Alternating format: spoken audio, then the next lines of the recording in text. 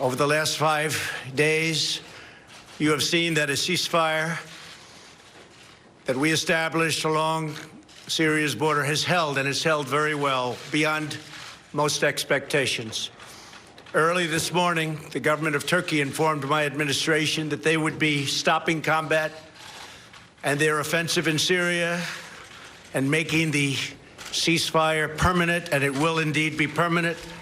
However, you would also define the word permanent in that part of the world as somewhat questionable. We all understand that, but I do believe it will be permanent. I've therefore instructed the Secretary of the Treasury to lift all sanctions imposed on October 14th in response to Turkey's original offensive moves against the Kurds in Syria's northeast border region. So the sanctions will be lifted unless something happens that we're not happy with. This was an outcome created by us, the United States, and nobody else, no other nation. Very simple. And we're willing to take blame, and we're also willing to take credit. This is something they've been trying to do for many, many decades. Since then, others have come out to help, and we welcome them to do so. Other countries have stepped forward. They want to help, and we think that's great. The nations in the region must ultimately take on the responsibility of helping Turkey and Syria police their border. We want other nations to get involved. We've secured the oil, and therefore a small number of U.S. troops will remain in the area where they have the oil. And we're going to be protecting it, and we'll be deciding what we're going to do with it in the future. In any event, by the moves that we've made, we're achieving a much more peaceful and stable area between Turkey and Syria, including a 20-mile-wide safe zone. An interesting term, safe zone. That's the term we're using. Hopefully, that zone will become safe. Thousands and thousands of people have been killed in that zone over the years. But it's been sought for many, many decades, and I think we have something that's going to be strong and hold up. Turkey, Syria, and all forms of the Kurds have been fighting for centuries. We have done them a great service, and we've done a great job for all of them. And now we're getting out. Long time. We were supposed to be there for 30 days. That was almost 10 years ago. So we're there for 30 days, and now we're leaving. It was supposed to be a very quick hit, and let's get out. And it was a quick hit, except they stayed for almost 10 years. Let someone else fight over this long, blood-stained sand. I want to thank Vice President Pence and Secretary of State Pompeo for leading the American delegation so successfully to Turkey several days ago, along with National Security Advisor O'Brien. I want to thank them very much. The American delegation negotiated the original 5-day ceasefire that ended Kurdish fighters to safely leave. It just got them to a point where, frankly, they were able, it enabled them to get out, to go and move really just a few miles in a slightly different direction. So this enabled them to do so. Countless lives are now being saved as a result of our negotiation with Turkey, an outcome reached without spilling one drop of American blood. No injuries, nobody shot, nobody killed. I have just spoken to General Mazlum, a wonderful man, the commander-in-chief of the SDF Kurds, and he was extremely thankful for what the United States has done. Could not have been more thankful. General Mazlum has assured me that ISIS is under very, very strict lock and key, and the detention facilities are being strongly maintained. There were a few that got out, a small number, relatively speaking, and they've been largely recaptured. I'm also sure that he will be issuing his own statement very shortly. We had a great talk, but we've saved the lives of many, many Kurds. He understands that war was going to be vicious and probably not very long. And I'm very happy to have been involved in it, as are our Vice President, our Secretary of State, and all of the other people on our team. By getting that ceasefire to stick, we've done something that's very, very special. But by getting the ceasefire after a tremendous amount of really tough war for a very short period of days, that is something very special. Our troops are safe, and the pain and suffering of the three-day fight that occurred was directly responsible for our ability to make an agreement with Turkey and the Kurds that could never have been made without this short-term outburst. Should Turkey fail to honor its obligations, including the protection of religious and ethnic minorities, which I truly believe they will do, we reserve the right to reimpose crippling sanctions, including substantially increased tariffs on steel and all other products coming out of Turkey. We are now an economic powerhouse like never before, and very importantly, like no other. Our economic might is stronger than it's ever been, and our competitors are not doing very well. We also expect Turkey to abide by its commitment regarding ISIS as a backup to the Kurds, watching over them. Should something happen, Turkey is there to grab them. Further, we implore European countries to come and take those fighters that the U.S. captured and bring them back to their countries for incarceration and for trial.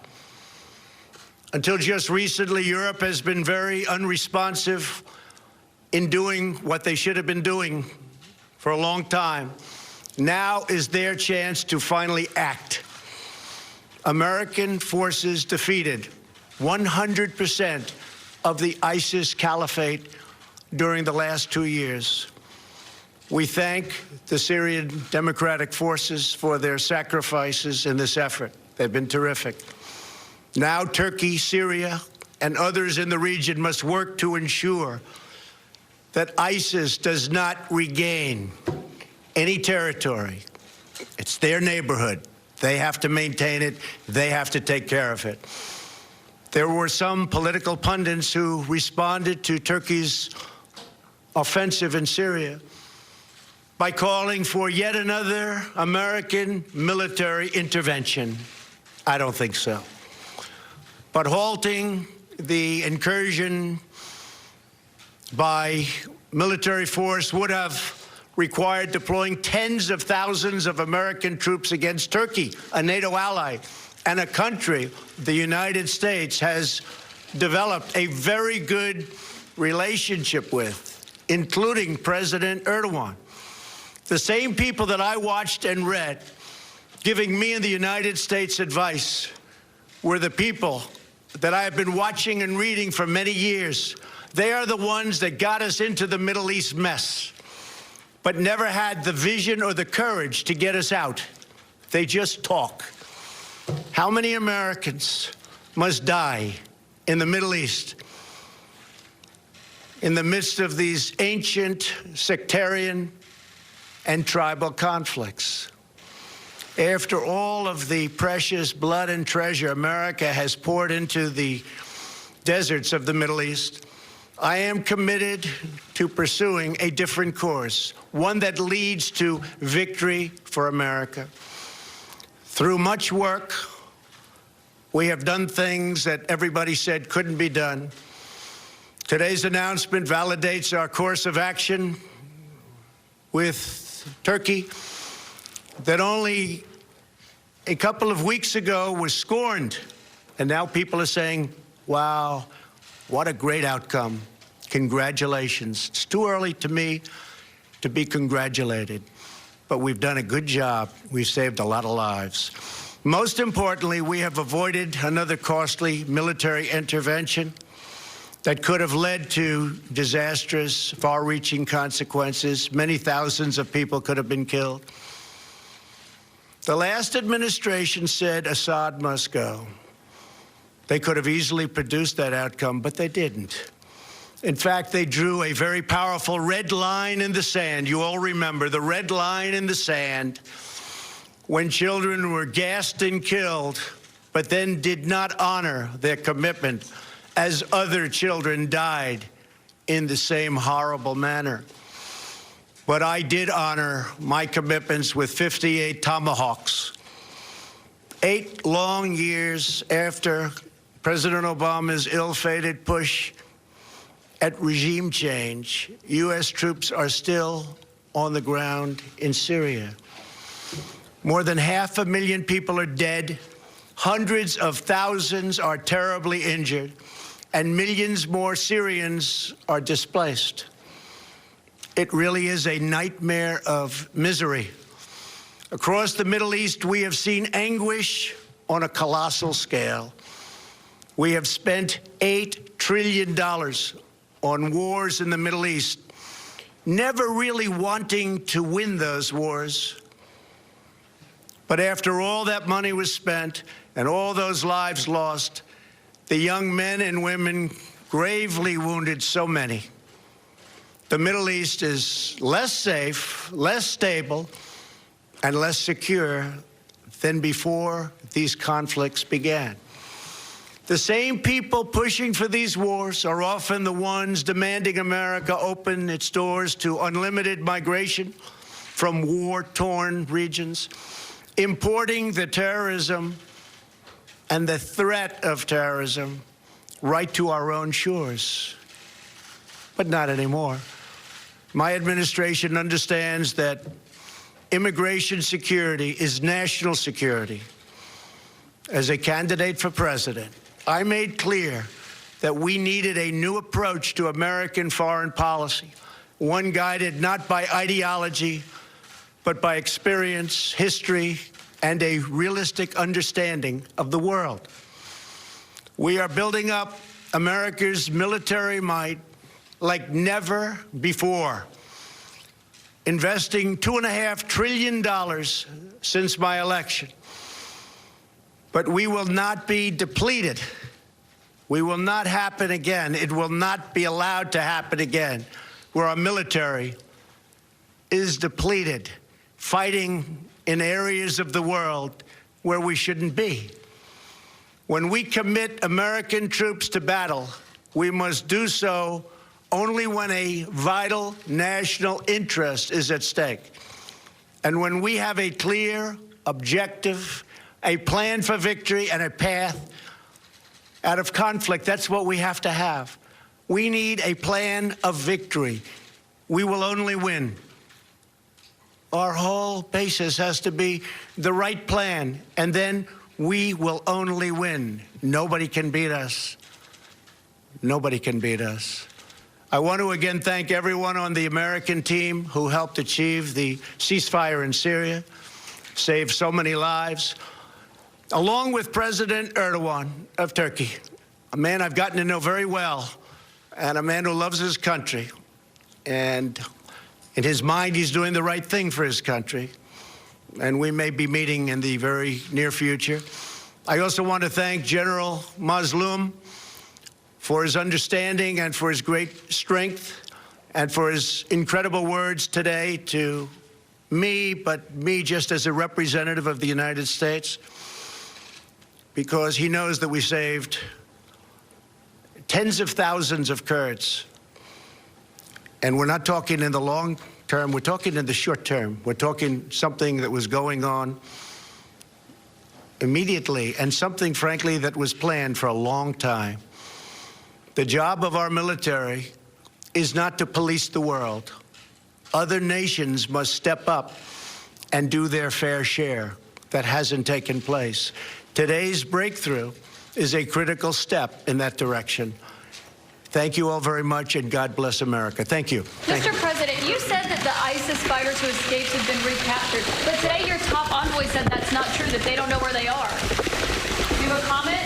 Boy, a lot to unpack there. President Trump in the diplomatic reception room in the White House touting what he called a major breakthrough in Syria in the Middle East. Apparently, he was talking about the ceasefire that was first negotiated by his Vice President Mike Pence and his Secretary of State Mike Pompeo about 5 days ago. Of course, it comes 2 weeks to the day that Turkey moved into northern Syria to drive the Kurds out, a move that was made possible 3 days after a phone call between President Trump and President Erdogan of Turkey, where the president made it clear that he would not stand in the way of President Erdogan of Turkey going in to move the Kurds out. The president also announcing that in the wake of, again, he called it a major breakthrough, he would lift all sanctions on Turkey, a major gift to President Erdogan. And this is all setting up a remarkable split-screen moment in Washington, because as the president was speaking, we want to show it right here, the president's envoy to Syria, Jim Jeffrey, was testifying on Capitol Hill. This is the president's ambassador, the special envoy for Syria,